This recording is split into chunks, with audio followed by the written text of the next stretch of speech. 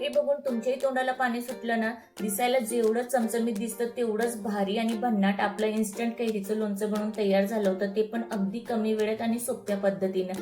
तर चला बनवूया. सर्वप्रथम इथे मी घेतली कलोंजी, तेजपान, 5-6 लवंगा, मोहरी, अख्खे धने, बडीशोप, मेथीदाणे आणि लाल मिरची पावडर. तर सर्वप्रथम आपण कैरीला असं स्वच्छ धुवून कोरडं करून घेऊ आणि त्यानंतर कैरीला आपल्याला चिरून घ्यायचे. तसं तुम्ही म्हणणार की लोणचं बनवण्याकरता वेगळ्या कैऱ्या वापरल्या जातात. हो, त्या कैऱ्या वेगळ्या असतात, पण माझ्या घरामध्ये अशी एक मोठी कैरी होती, त्याचंच मी इन्स्टंट लोणचं बनवते आणि हे लोणचं ही 15 दिवस आरामानं टिकतं आणि खूपच भारी लागतं. तुम्ही पण नक्की ट्राय करा. आणि जर तुम्हाला आंबट कैरीचं लोणचं बनवायचं असेल तर त्याची ही पद्धत हीच आहे, फक्त कैरी तुम्ही वेगळी वापरू शकता. आता कैरीला मी असं छोट्या छोट्या पीसेस मध्ये कट करून घेतलंय आणि एका बाउल मध्ये आपल्याला टाकून घ्यायचंय. तुम्ही बघू शकता किती भारी आपण छोट्या छोट्या पीसेस मध्ये कैरीला कट केलंय. आता बाउल मध्ये टाकून घेतल्यानंतर कैरीमध्ये आपल्याला सर्वप्रथम टाकून घ्यायचंय हळद. इथे 1 चमचा मी हळद टाकणार आहे आणि त्यानंतर 1 चमचा मी इथे मीठ टाकून घेणार आहे. हळद आणि मीठ टाकून झाल्यानंतर याला आपल्याला मस्तपैकी हाताने मिक्स करून घ्यायचंय, जेणेकरून सर्व कैरीच्या पीसेसला हळद आणि मीठ लागल्या गेलं पाहिजे. तर हातानेच मी याला मस्तपैकी मिक्स करून घेते आणि 10 ते 15 मिनिटं झाकण ठेवून याला बाजूला आपल्याला झाकून ठेवायचंय.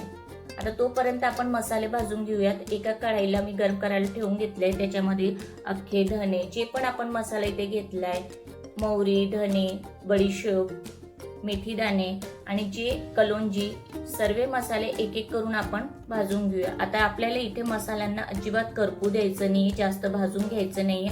हलकसं रोस्ट करून घ्यायचंय, ड्राय रोस्ट करून घ्यायचंय, जेणेकरून मसाल्यामध्ये क्रंचीपणा येतात. जास्त आपल्याला मसाल्याला करपू द्यायचं नाही, हलकसं रोस्ट करून घ्यायचंय.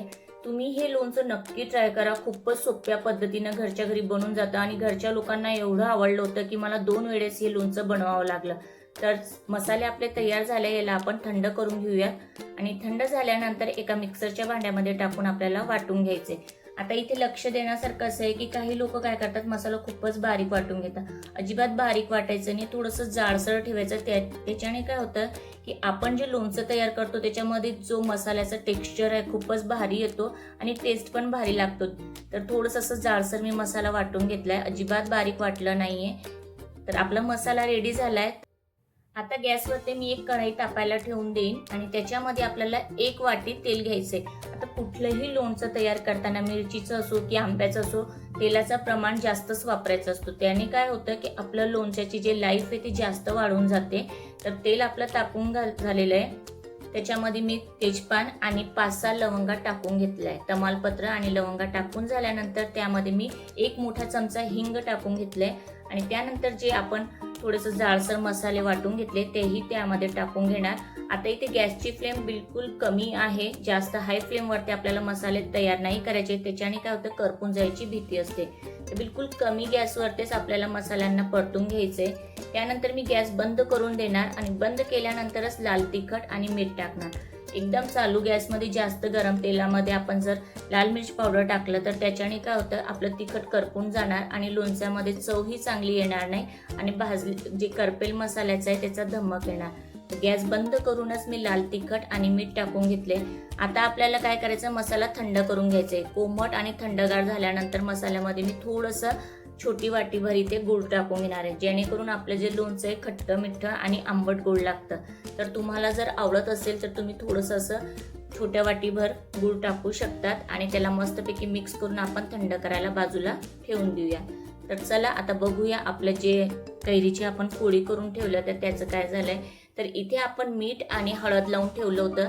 तर मिठाने काय होतं की पाणी सुटतं. तर आपल्याला डायरेक्ट अशा फोडी बिलकुल पण मसाल्यामध्ये मिक्स करायच्या नाहीये. एक मोठा कपडा घ्यायचा आहे कोरडा, किंवा मग मी इथे असं टिश्यू पेपर वापरलेला आहे, त्यावरती मी असं कैरीच्या फोडी टाकून देणार आणि त्याचं जे पाणी सुटलेलं आहे ते पूर्णपणे कपडा किंवा जे टिश्यू आहे ते ॲब्झॉर्ब करून घेतं. तर 3 ते 4 मिनिटं मी असं कैऱ्यांना पसरून देणार आणि कोरडं होण्यापर्यंत असं राहू देणार हवेशीर. हे जे लोणचं आहे अगदी सोप्या रीतीने बिलकुल 15 ते 20 मिनिटातच बनवून तयार होऊन जाताना एकदा का जर तुम्ही हे लोणचं तयार केलं तर तुम्ही परत नक्की ट्राय करणार. आता आपला जो मसाला आहे बिलकुल थंडगार झालेला आहे. तुम्ही बघू शकता मी इझिली बोट बुडवू शकते आणि कैरी जे आपण चिरून वाळू घातल्या होत्या त्या पण कोरड्या झाल्या. तर मसाला आपण कैऱ्यांच्या पीसेसमध्ये मिक्स करून घेऊयात आणि मस्तपैकी अगदी सोप्या रीतीने चमचमीत आंबट गोड आपल्या इन्स्टंट कैरीचं लोणचं बनवून तयार होऊन जातं. त्याला जास्त वेळही लागला नाही आणि चव तर काहीच सांगू, एवढं भन्नाट आणि भारी बनतं. तर ही रेसिपी तुम्ही नक्की ट्राय करा. एकदाच का जर तुम्ही असं लोणचं तयार केलं, परत परत नक्कीच तुम्ही तयार करणार. आता मस्तपैकी आपल्याला मसाला कैऱ्यांना मिक्स करून घ्यायचा आहे, जेणेकरून सर्व पीसेसला इव्हनली आपला जो मसाला लागला पाहिजे. आणि मिक्स करून झाल्यानंतर मी 10 ते 15 मिनिटं याला झाकण ठेवून बाजूला ठेवून घेणार. एकदम आपल्याला लगेच बरणीमध्ये लोणचं भरायचं नाहीये, तर 10 ते 15 मिनिटं मी असं ठेवून घेणार. आता एकीकडे मी कोळसा पेटवून घेतलाय आणि त्यावरती असा हिंग टाकून ज्या बरणीमध्ये आपल्याला लोणचं भरायचंय त्याला स्मोक द्यायचा आहे आपल्याला हिंगाचा. मागच्या रेसिपीमध्ये जे मी मिरचीचं लोणचं तयार केलं होतं त्यामध्येही तुम्हाला ही ट्रिक दाखवली होती. ज्या बरणीत आपल्याला लोणचं भरायचंय त्याला असं हिंगाचा स्मोकी फ्लेवर दिला ना, की त्याने काय होतं की आपलं लोणचं जास्त दिवस टिकून राहतं, लवकर खराब होत नाही आणि टेस्ट तर खूपच भारी येतो. तर तुम्ही पण हे ट्रिक नक्की वापरा. आणि बघताच बघता फक्त 15 ते 20 मिनिटांमध्ये आपल्या एकाच कैरीचं केवढं जास्त क्वांटिटीमध्ये भन्नाट आणि चमचमीत आंबट गोड लोणचं बनवून तयार होऊन जातं. आणि जास्त वेळ पण लागत नाही आणि अगदी सोप्या रीतीने आपलं लोणचं बनवून तयार होऊन जातं. तर अशा सोप्या रीतीने बनणाऱ्या रेसिपीज करता मराठी तडकाला आताच सबस्क्राईब करा, व्हिडिओला जास्तीत जास्त शेअर करा. तर भेटूया पुढच्या रेसिपीमध्ये, तोपर्यंत धन्यवाद.